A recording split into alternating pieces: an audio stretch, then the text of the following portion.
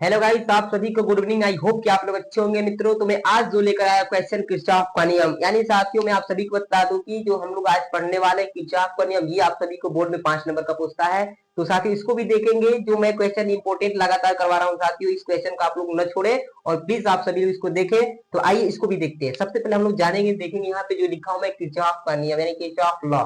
Kirchhoff law को जानेंगे, साथ ही इसके नियम को जानेंगे। तो मैं इससे पहले मैं आप सभी को बता दूं कि किरचॉफ एक वैज्ञानिक थे जिन्होंने क्या किया कि वैद्युत परिपथ में विद्युत धारा के संबंध में निम्नलिखित 2 नियम दिए थे। जो पहला नियम है साथियों, मैं बोर्ड पर मैं लिख चुका हूं, देखेंगे यहाँ पे आप सभी को दिख रहा है प्रथम नियम, धारा नियम या संधि नियम। साथियों इस तीनों को ही क्या बोलते हैं, पहला नियम। या तो आपको प्रथम नियम बोल दे, या तो धारा नियम बोले, या इसको क्या बोले, संधि नियम। बात एक ही है, ठीक है साथियों। तो इसको हम समझेंगे बिल्कुल बेहतरीन से। तो आइए पहले मैं आप सभी को बताता हूँ, इसके डिफिनेशन को लिख देता हूँ, उसके बाद मैं समझाकर आप सभी को डिफिनेशन को फिर समझाऊंगा, आप सभी को बिल्कुल समझ में आ जाएगा, दिमाग में घुस जाएगा। तो आइए चलते हैं साथियों, देखेंगे प्रथम नियम क्या कहता है, धारा नियम या संधि नियम क्या कहता है, यानी कि जानेंगे फर्स्ट लॉ। और इसको धारा को करंट लॉ बोलेंगे, इसको जप्टर लॉ। साथियों देखेंगे इसके बारे में हम लोग। तो ये बोलता है कि इस नियम के अनुसार, यहाँ पे मैं लिख रहा हूं इस नियम के अनुसार, मेरे मित्रों ध्यान से देखिएगा, इस नियम के अनुसार इस नियम के अनुसार इस नियम के अनुसार किसी परिपथ किसी परिपथ किसी परिपथ किसी परिपथ किसी परिपथ के संधि पर, ध्यान दीजिए, इस नियम के अनुसार किसी परिपथ में किसी संधि पर किसी संधि पर किसी संधि पर किसी संधि पर किसी संधि पर मिलने वाली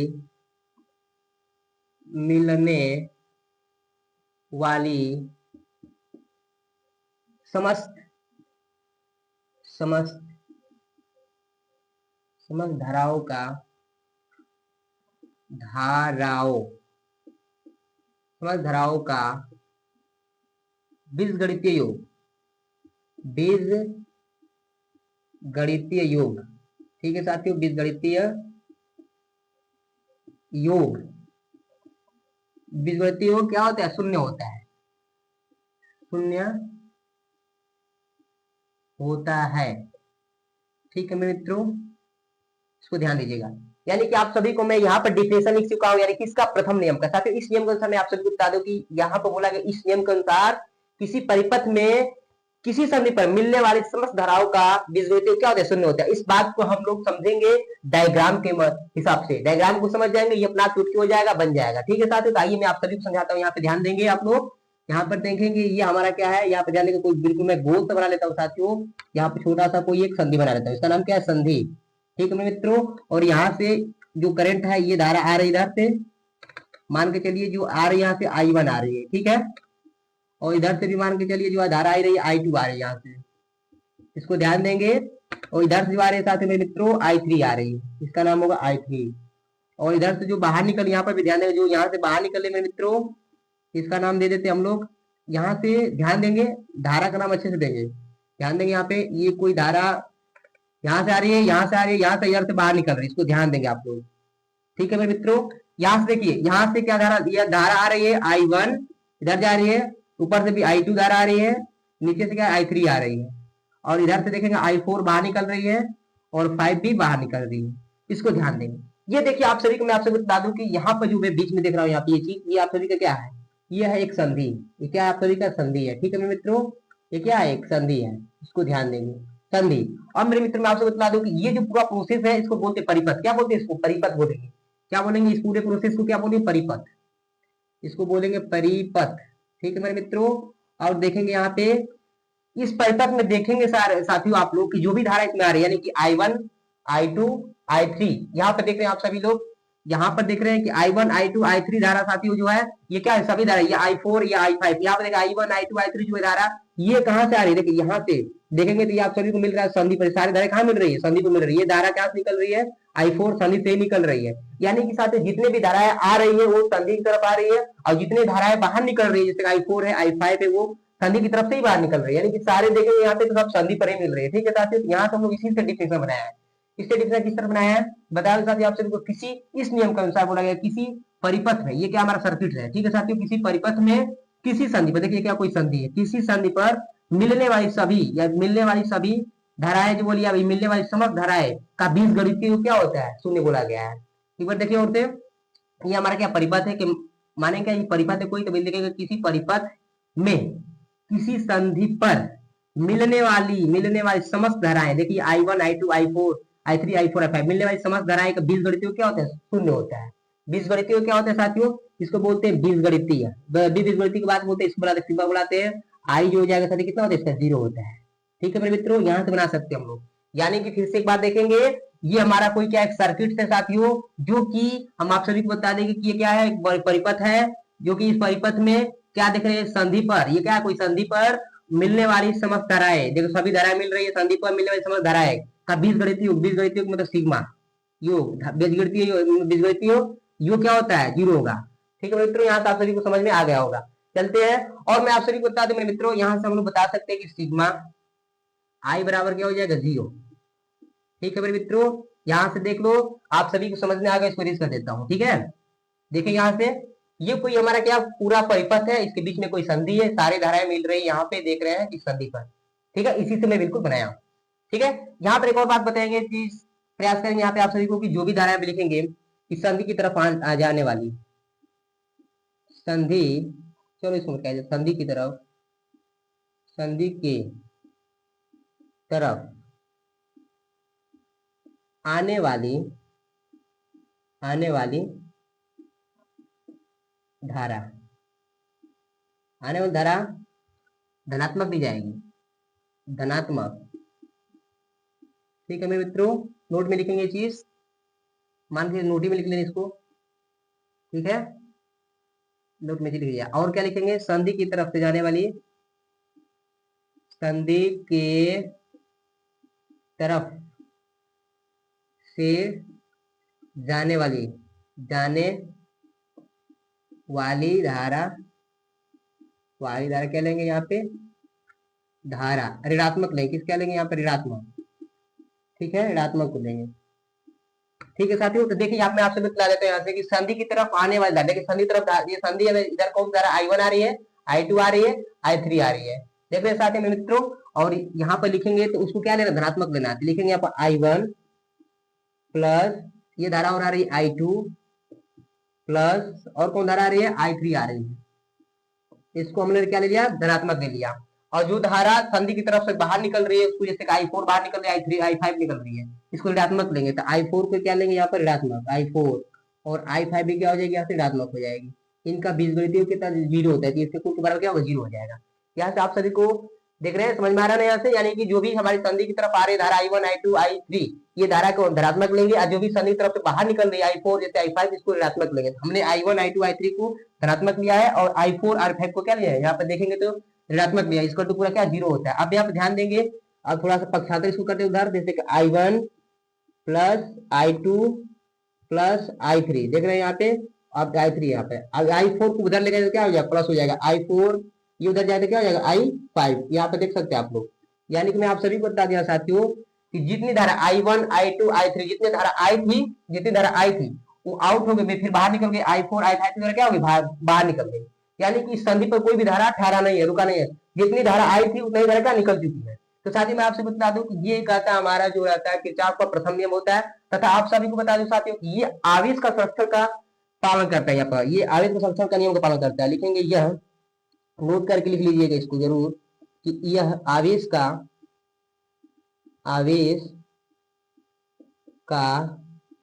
संरक्षण का नियम, संरक्षण पर आधारित होता है, लिख सकते हैं संरक्षण, आवेश का संरक्षण पर आधारित होता है, आधारित होता है।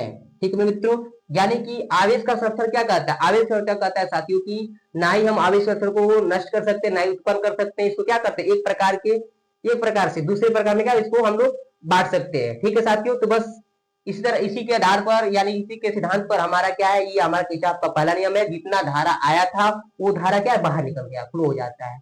तो साथियों आप सभी को पहला नियम आप सभी को समझ में आ गया होगा। तो आते हैं इसके दूसरे नियम पर।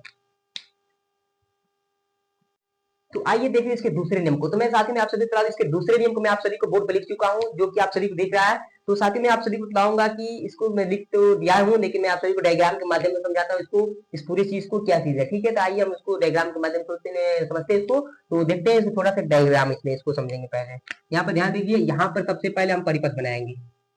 यहाँ पर ये हमारा है एक सेल लगा है, इस सेल जो लगा है साथ, यहाँ पर इसका एक प्रतिरोध होगा, यहाँ पे जुड़ा होगा। फिर यहाँ पे ध्यान देंगे आप लोग, यहाँ पर एक और क्या कर देते हैं, सेल जोड़ देते हैं। यहाँ पे ये सेल जुड़ गए यहाँ पे भी, और यहाँ पर भी प्रतिरोध जोड़ देते हैं, और इसको बंद कर देते हैं। इसके नीचे भी क्या करेंगे, प्रतिरोध जोड़ देंगे। यहाँ पर इस तरह से प्रतिरोध लगाकर जोड़ दो। ठीक है, यहाँ पर जो ये सेल लगा है साथी, इसको बोलेंगे E1। ये क्या सेल, कौन सा सेल, E1 है। ये E1 जो होता है सेल का भेदभाग होता है। ठीक है मेरे मित्रों, यहाँ पर जो सेल है E2 रहने वाला है। ये जो होता है सेल का भेदभाग होता है। तो इसके जो E1 सेल है, इसका इधर पॉजिटिव चार्ज, इधर नेगेटिव चार्ज, इधर इसके पॉजिटिव चार्ज, इसके नेगेटिव चार्ज। तो साथी जो E1 सेल है आप सभी का, यहाँ से जो धारा निकलने वाली है I1 है। कौन सी धारा निकलेगी, I1। जो E2 है साथी मेरे मित्रों, यहाँ से जो धारा निकलेगी, जो निकलेगी I2 निकलेगी। ठीक है मेरे मित्र साथियों, आप सभी को समझ में आ रहा है ना यहाँ से। यानी कि जो पहला सेल है वहां से पहली धारा I1 निकलेगी, जो E2 सेल है वहां से I2 धारा निकलेगी। ठीक है, और मैं आप सभी को बता दूं कि I1 देखेंगे यहाँ पर I1 धारा निकल रहा है, जो कि पहले सेल से निकल रहा है। इसका संगत प्रतिरोध होगा जो साथियों R1 होगा। ये प्रतिरोध है ना, तो इसको हम R1 दिखलाएंगे। R1 यानी कि संगत प्रतिरोध क्या हो जाएगा, इसका I1 का संगत प्रतिरोध R1 धारा रेजिस्टेंस यानी कि जो हमारा प्रतिरोध हो जाएगा। उसके बाद I2 का जो संगत प्रतिरोध होगा R2 हो जाएगा। ठीक है मेरे मित्रों, और इसमें कौन सा है, ये कौन सा रेजिस्टेंस होगा हमारा, कौन सा प्रतिरोध, R3 हो जाएगा। ये R1, ये R2, ये R3। यहाँ तक आप सभी समझ में आ गया है।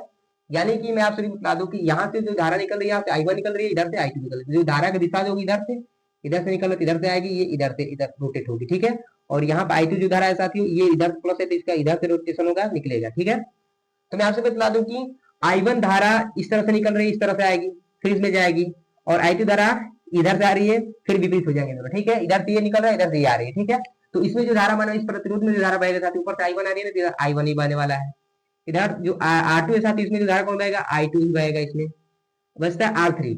यहाँ पे मैं आपसे बताता हूँ साथियों की जो ऊपर से I1 आ रहा है, नीचे से यहाँ से I2 आ रहा है, दोनों मिलकर कहाँ बहेंगे, R3 में बहेंगे।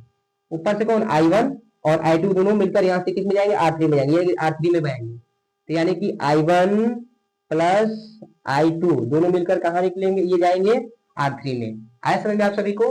तो एक बार मैं समझाता हूँ, यहाँ पे देखेंगे यहाँ पर पहला क्या है, दो सेल लगाया हुआ है। यहाँ पर दो सेल लगा है, एक है E1, दूसरा क्या है E2। ये सेल पहला E1 जो है आप सभी को I1 देगा, इसका संगत प्रतिरोध क्या है, R1 है। ठीक है मेरे मित्रों, दूसरा बार जो क्या है, यहाँ पर दूसरा सेल E2 लगा है, यहाँ से जो करंट निकलेगा I2 निकलेगा, I2 का जो हमारा संगत प्रतिरोध कितना, R2 है। देख रहे आप सभी को, यहाँ पर R2 लिखा हुआ दूसरा प्रतिरोध, और यहाँ पर ये ऊपर से और ये नीचे से, यहाँ से I2 से, ये दोनों निकलेंगे और मिलकर कहाँ बहेंगे, R3 में बहेंगे। यानी कि I1 जो I2 जो करंट के साथ मिलकर दोनों कहाँ फ्लो होगी, R3 में होगी। यानी कि I1 और I2 का जो हमारा संगत प्रतिरोध कौन हो जाएगा, R3 हो जाएगा। यहाँ तक आप सभी को समझ में आ गया साथियों। और मैं आप सभी को बता दूं कि यहाँ पर बंद पास, देखिए पूरा बंद पास है। बंद पास क्या होता है, यहाँ पर देखेंगे एक बंद पास ये बना है, दूसरा बंद पास ये बना है। ठीक है मेरे मित्रों, और आप सभी को यहाँ तक उम्मीद करता हूँ कि समझ में आ गया होगा।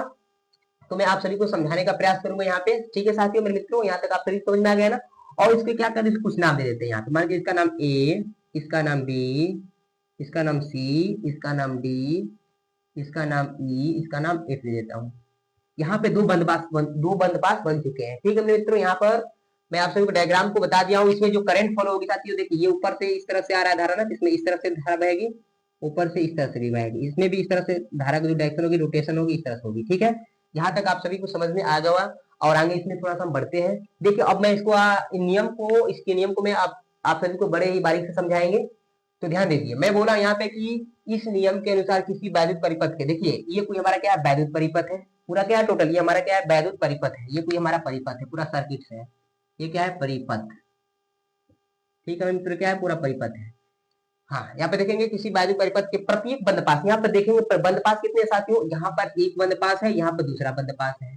ठीक है, ये प्रत्येक बंद पास के विभिन्न खंडों में बहने वाली धारा। देखो यहाँ पर इसमें क्या, इस R1 में कौन सी धारा बह रही है, I1 बह रही है।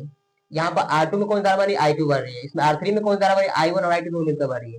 यानी कि इसके प्रत्येक खंड में बहने वाली धाराएं तथा इसके संगत प्रतिरोध। मैं बता दूं साथियों कि I1 I2 दोनों में I1 I2 दोनों मिलकर बह रही है। तो I1 का संगत प्रतिरोध क्या हो जाएगा, R1, I2 का संगत प्रतिरोध क्या हो जाएगा, R2, और I1 और I2 दोनों को मिक्स करके इसका संगत प्रतिरोध क्या हो जाएगा, R3 हो जाएगा। यहाँ तक समझ में आया। हाँ, बहने वाली धाराओं तथा उसके संगत प्रतिरोधों के साथ आपसे बता दिया, ये चीज वहां हो गया। उसके बाद बताया जाए कि प्रतिरोधों के गुणनफल का बीजगणितीय योग, और क्या बोल रहा है, इनके बोला गया कि I1 I1 प्लस I2 इनके संगत प्रतिरोध और इनके संगत प्रतिरोध। देख रहे हैं यहाँ पे इनके संगत प्रतिरोधों का गुणनफलों का बीजगणितीय योग, और बोला गया है बीजगणितीय योग। देखें यहाँ पे प्रतिरोधों के गुणनफल का बीजगणितीय योग तथा बंदपास में लगे सेल का विद्युत वाहक बल। यहाँ पे देखेंगे बोल रहा है कि बंदपास में लगे सेल का विद्युत वाहक बल, यानी कि सेल में देखेंगे हम आपसे बताए थे कि दो सेल में हम लोग यहाँ परिपथ में दो सेल लगाए। एक क्या है आपका E1 है, जो कि इसको बोलते हैं सेल का विद्युत वाहक बल है, या क्या विद्युत वाहक बल है, E1 और E2। और इसमें देखेंगे कि जो E1 और E2 लगाया जाते हैं, बताया गया कि यहाँ पे तथा बंदपास में लगे सेल का विद्युत वाहक बल का बीजगणितीय योग क्या होता है, बराबर होता है। यानी कि यहाँ से आपसे भी बता दें साथी में मित्रों, बताया गया ये चीज कि यहाँ पर ध्यान देंगे कि बोला गया है कि ये क्या है, कोई हमारा वैद्युत परिपथ है साथियों, और इसके प्रत्येक खंड में बहने वाली, देख रहे हैं ये क्या हमारा कोई वैद्युत परिपथ यहाँ पे देख रहे हैं यहाँ पे, और इसके प्रत्येक बंदपास के विभिन्न खंडों में बहने वाली धाराएं। देखिए धाराएं क्या हो जाएगी, यहाँ पर टोटल I1 है, I2 है, यहाँ पे I1 प्लस I2 है। ये सभी आप सभी को धाराएं दिख रही है साथियों, लेकिन टोटल आई की हम धारा की बात करें तो मान के चलिए I होता है, क्या होता है I। यहाँ से इसलिए बनाएंगे तो यहाँ पे हो जाएगा, ध्यान देंगे, सिग्मा I इंटू R बराबर सिग्मा किसके बराबर दिखलाया गया है, सेल का विद्युत वाहक बल E होगा पूरा, क्या हो जाएगा E। और साथ ही यहाँ पर देख रहे हैं इसी से पूरा हमारा क्या बन जाएगा, डिफिनेशन बन जाएगा। किस तरह से बोला गया है, ध्यान देंगे, बोला गया है कि इस नियम के अनुसार किसी वैद्युत परिपथ के प्रत्येक बंदपास के विभिन्न खंडों में बहने वाली धाराएं तथा उसके संगत प्रतिरोध के गुणनफल, यहाँ पर देखिए गुणन बीच में कुछ नहीं तो गुणनफल होगा कि गुणनफल का बीजगणितीय योग, बीजगणितीय को सिग्मा बोलते हैं, का बीजगणितीय योग सिग्मा, और साथ ही बताया बंदपास में लगे सेल का विद्युत वाहक बल का बीजगणितीय योग के बराबर होता है। देख रहे हैं आप सभी को, इसी से पूरा डायग्राम क्या हो जाएगा, बन जाएगा। फिर से एक बार आओ, इस नियम के अनुसार बंदपास के प्रत्येक खंडों में या विभिन्न भागों में बहने वाली धाराएं तथा उसके संगत प्रतिरोध R का गुणनफल का बीजगणितीय योग तथा बंदपास में लगे सेल का विद्युत वाहक बल, ठीक है साथियों, का बीजगणितीय योग के बराबर होता है। यहां से भी हमको क्या कर सकते हैं, आराम से बिल्कुल बना सकते हैं। ठीक है मित्रों, तो यहाँ पर बात करेंगे हम लोग बंदपास के पहला एक बंदपास के लिए देखेंगे। तो बंदपास पहला जो है पूरा, यहाँ से हम नाम देने वाले ABEFA। बंदपास का मतलब पूरा क्लोज होना चाहिए, पूरा बंद हो जाएगी, यहाँ से स्टार्ट है वहीं पर खत्म होना चाहिए। तो देखेंगे ए से स्टार्ट कर रहे हैं, तो पहला ABEFA, इसके लिए बात करेंगे। तो पहला जो बंदपास होगा मित्रों, यहाँ से लिखेंगे कौन सा A, दूसरा क्या है B, उसके बाद EFA, जहां से शुरू हुआ वहीं से बिल्कुल क्लोज हो गया, बंद हो गया। बंदपास देखेंगे यहाँ पे ABEFA बंदपास के लिए, बंद पास के लिए, ठीक है मेरे मित्रों, यहाँ पर ध्यान देंगे। इसके लिए बात करेंगे हम लोग यहाँ पे, तो देखेंगे मैं आपसे बताया था कि इसमें धारा क्या है, I1 है, इसके संगत प्रतिरोध क्या है, R1 है। देख रहे हैं यहाँ पे, तो ऊपर से I1, इसका संगत प्रतिरोध क्या है, R1, ठीक है मेरे मित्रों, I1 इसका संगत प्रतिरोध क्या है, R1 है, ठीक है। और साथ ही यहाँ से धारा इधर निकल रही है। अब दूसरे से देखेंगे तो I2, इसका संगत प्रतिरोध क्या है, R2 होगा। लेकिन देखें ऊपर धारा इधर से निकल रही है और इधर से आ रही है, तो जो इससे इधर फ्लो करेगा इधर, यानी कि ये बिल्कुल विपरीत बार है, ये इधर से आएगा इसमें घुसेगा, तो इधर से ये भी निकल रहा है धारा ना, तो ये बिल्कुल क्या एक दूसरे के विपरीत है। तो विपरीत होता है तो यहाँ पे क्या घटाते हैं यहाँ पे, ठीक है, तो यहाँ माइनस से रहेगा। तो I2 का संगत प्रतिरोध क्या है, I2 का जो संगत प्रतिरोध धारा होगा R2 होगा, ठीक है मित्रों। ये जो बराबर हो जाएगा, देखेंगे वहां से ऊपर से इसका बराबर क्या होगा, सेल का विद्युत वाहक बल होता है ना, सेल का विद्युत वाहक बल कितना, E1 है पहला, अब माइनस दूसरा क्या है, सेल का विद्युत वाहक बल E2 है, ठीक है मित्रों। यहाँ से समीकरण एक हो जाएगा, ठीक है। और यहाँ से ABEFA, यानी कि पहले बंदपास के लिए हम बात कर लिया, अब दूसरे बंदपास के लिए बात करें। दूसरा बंदपास क्या बचेगा हमारा, BCDEB, यानी जहां से शुरू वहीं पे खत्म, तो बंद पास दूसरे की बात करेंगे तो क्या है, बी है, बी सी और क्या हमारा डी और ई और क्या बी, बंद पास के लिए, इसीलिए बंद पास के लिए। इसके लिए बात करेंगे साथियों, ध्यान देंगे यहाँ पे, यानी कि B C D E B, यानी पूरा क्लोज हो गया, बंद हो गया, तो ये दूसरे बंद पास में हम बात करेंगे तो जो होने वाली है, यहाँ पर ध्यान देंगे आप सभी लोग। तो देखेंगे इस बंद पास में क्या पाएंगे, देखिए यहाँ पर तो R2 भी आ रहा है, इसकी संगत प्रतिरोध क्या है, I2 है, इसमें इसका संगत प्रतिरोध क्या है, R2 है। तो यहाँ पर हम लोग ध्यान देंगे मेरे मित्रों कि इसमें जो धारा बह रही है I2 गुणे क्या हो जाएगा, इसका संगत प्रतिरोध R2, देख रहे हैं। और R3 की बात होगी साथियों कि इसमें दोनों ये I1 I2 दोनों मिलकर बह रही है साथियों, इसलिए क्या होगा, यहाँ पर प्लस होगा, दोनों मिलकर बहेगी ना, और दोनों मिलकर एक ही दिशा में इस तरह से बहेगी, एक ही दिशा में बहेगी तो प्लस लिखते हैं। उसके बाद इसका संगत प्रतिरोध R3 का संगत धारा क्या हो जाएगी, ये हो जाएगी, तो लिखेंगे I1 और क्या है प्लस I2, ये हमारा धारा, इसका संगत प्रतिरोध कौन है, R2 है, नहीं R3 है। और इसमें कौन सा सेल लगा है साथियों, केवल ही केवल बचा है क्या, E2 सेल बचा है। यहाँ पर क्या हो जाएगा, यहाँ से E2 सेल, ये हो जाएगा समीकरण 2। ये हो गया कंप्लीट दूसरा भी नियम इसका। तो ये साथियों हमारा किरचॉफ के पहला नियम और दूसरा नियम को दोनों को ही समझा दिया आप सभी को, और इसको ध्यान से देखें और इसको समझे, और 5 नंबर बोर्ड से लाए साथियों, क्योंकि यहाँ से 5 नंबर का ही पूछता है। तो धन्यवाद।